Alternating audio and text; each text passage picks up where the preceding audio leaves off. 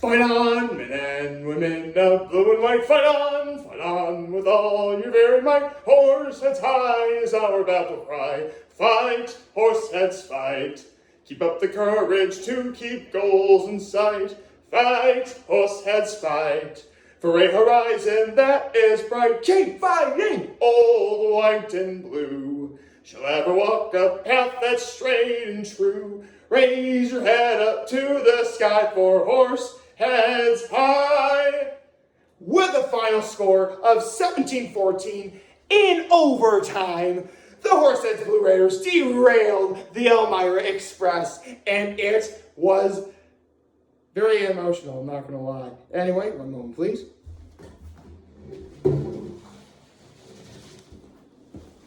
Aha!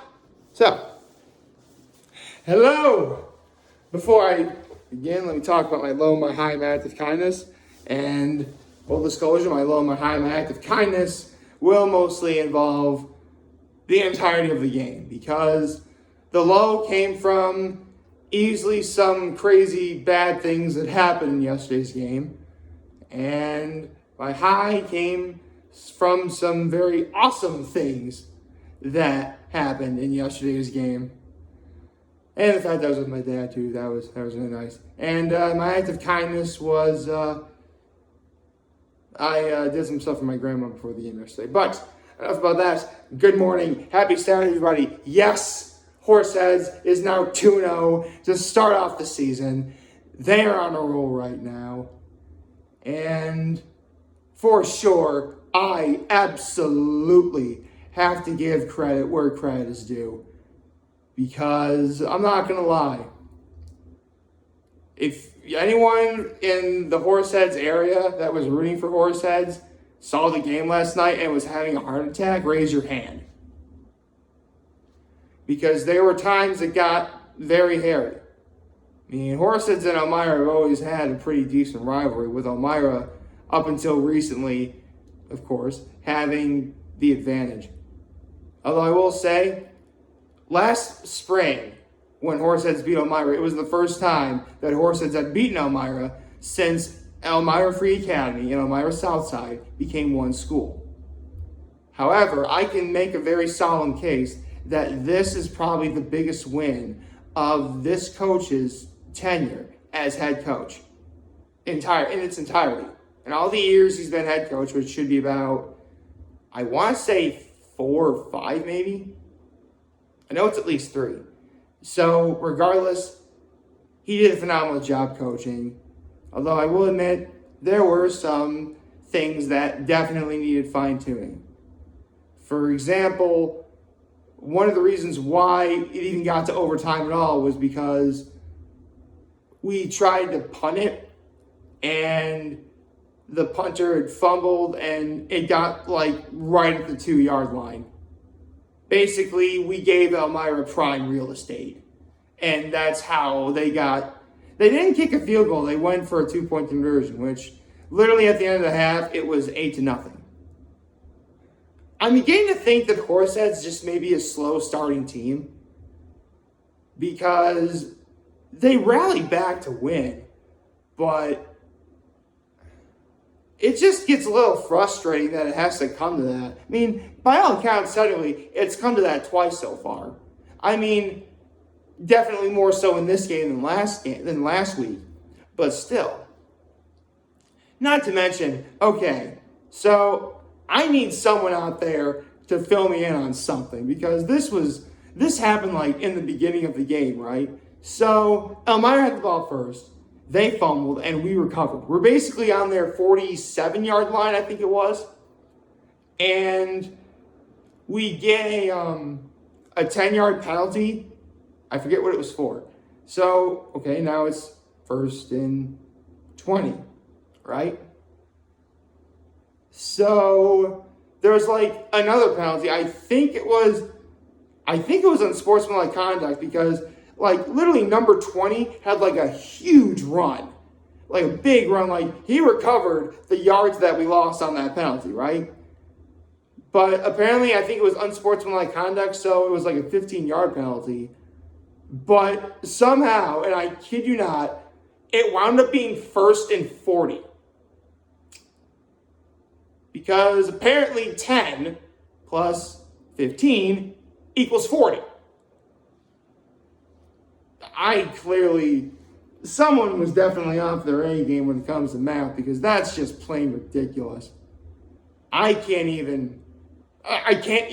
See, it's so bad, I can't even. I have to say, I can't even, It's unbelievable. And here's the thing. A lot, especially during the first half, Horseheads had a lot of bad penalties. You cannot, here's the thing. With the fact that Elmira actually, by all accounts, is a very good team, very decent team. Especially that number 1, who was the run back, he was really good. They are a good team.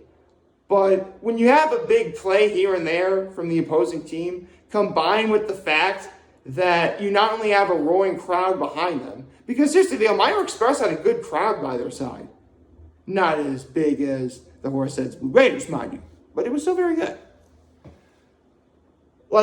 A big crowd, a big play here and there, and all the penalty yardage, that's going to really motivate the opposing team, and that could potentially do you in. It almost did us in.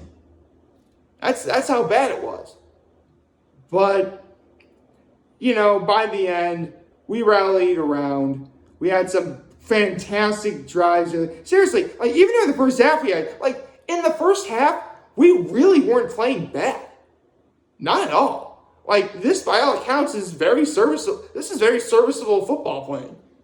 In fact, I can make a case. We were straight up outplaying Elmira in the first half. Easily. We gave them those 8 points. Because, again, you fumble the ball when you punt and you land on the 2-yard line. Bro, just take the safety. Just take the safety. Because recovering from 2 points is a lot easier to do than recovering from 8, which is what wound up happening. They got 8 points. Again, it was just a roller coaster of emotions overall. And there were times I literally could feel the crowd kind of dying off because of how dire things were getting. But the team rallied around each other. The seniors legitimately stepped up, which makes sense because it was senior night. Which I actually have a bit of a question about that, but I have the program pamphlet from the game last night. They were for free. Anyway, where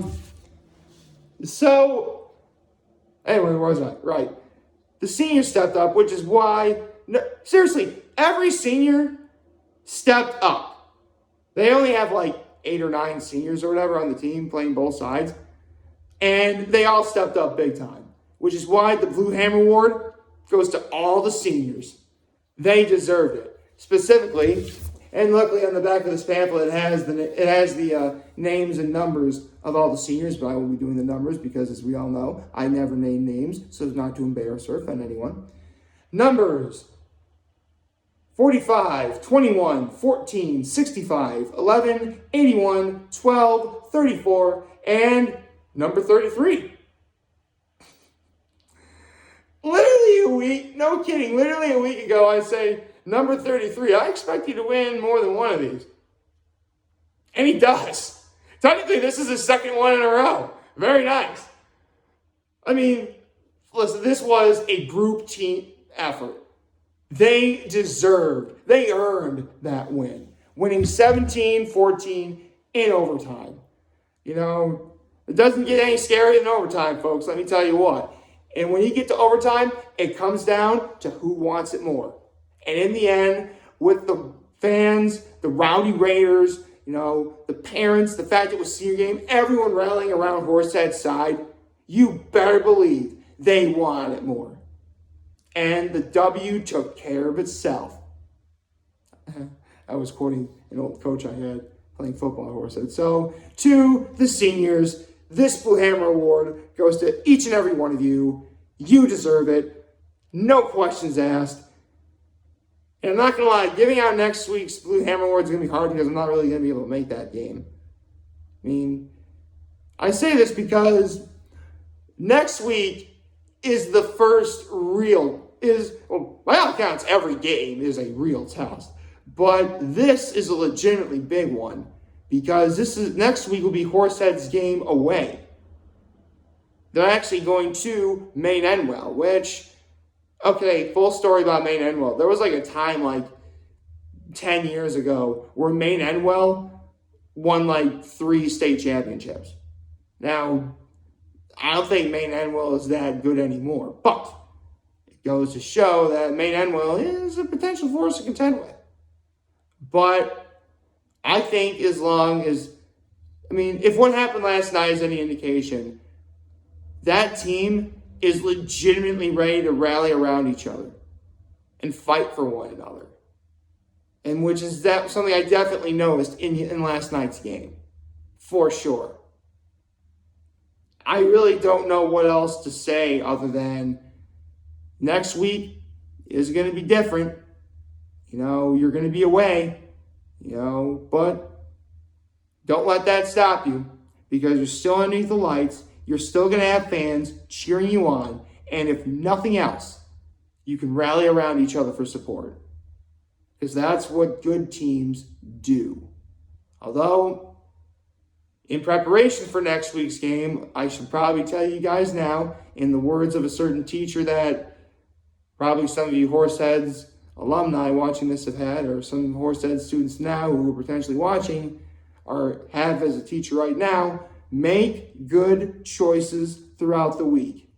I'll never forget this back when I was at Trinity Pauling. When I ran cross country, and keep in mind, even though, yes, I ran cross country at Trinity Pauling, I played football for Horseheads. And I can guarantee you what I'm about to tell you will most definitely apply here. Make good choices throughout the week. Don't stay up late and watch that funny movie that you really like. Eat properly throughout the day. Get yourself some protein on days you work out really hard. Have yourself a nice, mostly vegetable-related meal if you have a relatively light workout when you have practice. Eat right. Get plenty of hydration throughout the week. Do that. Get yourself your 8 hours of sleep that you need, not just for sports, but for school as well. Because remember, sports are secondary. School, your education is your number one priority. Well, technically, it's your number 2 priority. Family is your number 1 priority. But school is not far behind family. Okay, your education is very important. So make good choices throughout the week. And if you have any questions, you can always go to your coaches for advice. Your coaches are obviously probably some of your teachers. They'll definitely help you if you need it. I guarantee they did the same for me back then. They'll do the same for you. They live for that stuff. Just remember, you guys earned this win. It was a hard-fought win, and you definitely have some tuning up in preparation for your first away game next week.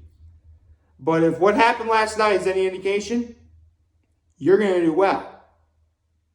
Folks, I really have no other way to conclude my thoughts about last night's game other than last night, the Horseheads Blue Raiders legitimately understood the meaning of dropping the hammer. I've been waiting to use that. So, actually, today, Trinity Pauling has their first home game. Has their first game as well. So, if they win, I'll definitely do the fight song tomorrow.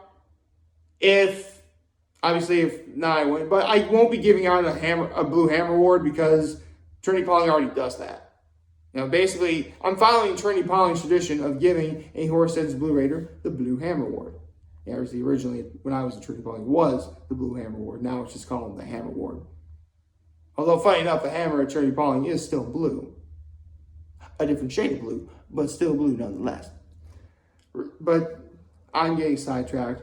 To the players of the Horseheads Blue Raiders, congratulations. You earned this victory wholeheartedly. You earned it. Your backs were against the wall and you fought back. That's what you got to do. If you continue to do that, I think you're going to have a good season ahead of you. But don't take this lightly, okay? You got to work hard throughout the week. Again, like I said, make good choices. If you have any questions, you can always ask a friend, teammate. You can definitely ask your coach for advice. And if you do that, as a certain coach at Horseheads would say, the W will most definitely take care of itself. Like, favorite, share, and subscribe button. Follow me on social platforms. Turn on you guys on YouTube. I'm very home this video for all of you guys who are watching the show for today. I'm hopefully have a wonderful, wonderful Saturday. Hey, college football today too. That's gonna be awesome. And remember, if you guys want to talk channels, we can hear the link. I'll be back. Take care and make good choices. Go Blue Raiders.